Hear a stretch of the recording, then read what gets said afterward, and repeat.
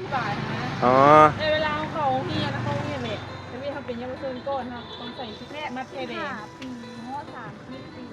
แล้ว อ๋อเป็นซาวนุ่มอ๋อ15 ถึงอันนั้น15 ถึง 30นี่เป็นซาวนุ่มถ้า30เลยไปเด้ เอาสมมติเขาเฮียจบพอเป็นพนักงานเท่ากับได้เข้าก็ได้เป็นพวกมียิงสนุนแล้วเนาะ เป็นแม่ยิงซาวนุ่มบอกว่าเลย30 ปีแล้วเขาเอิ้นว่าหยังจ้ะ จ้ะ เป็นนายเอาเข้าใจกันเสียทุกคนก็คือวัยรุ่นเนาะถ้าบ้านเราบอกคือกันแต่ว่าความหมายบอกคือกันแต่ว่าผมก็บอกเข้าใจเพื่อนกะเข้าใจอยู่แต่อธิบายบอกเข้าใจ คนไทยกับเจ้าโบหู บอกหัวเลย ถ้า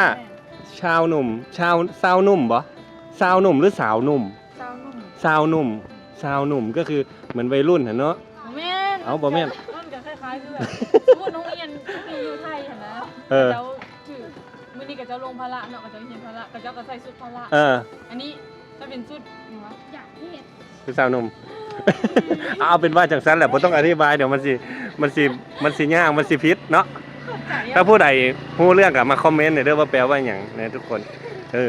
น้องเข้าใจอยู่แต่ว่าอธิบายบ่เข้าใจ ผมก็บ่เข้าใจ เอาเป็นว่าผู้ใดเข้าใจก็คอมเมนต์เนาะโอเค